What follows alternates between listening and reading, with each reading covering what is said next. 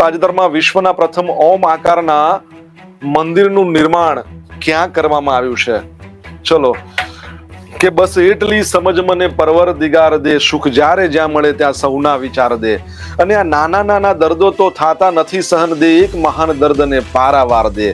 અને 100 પથ્થરોનો બોજ અમે ઉંચકી લીધા, 100 પથ્થરોના બોજ અમે ઉંચકી લીધા, જો અમને નમાવવા હોય તો ફૂલોનો હાર દે. બસ એટલી સમજ મને પરવરદિગાર દે.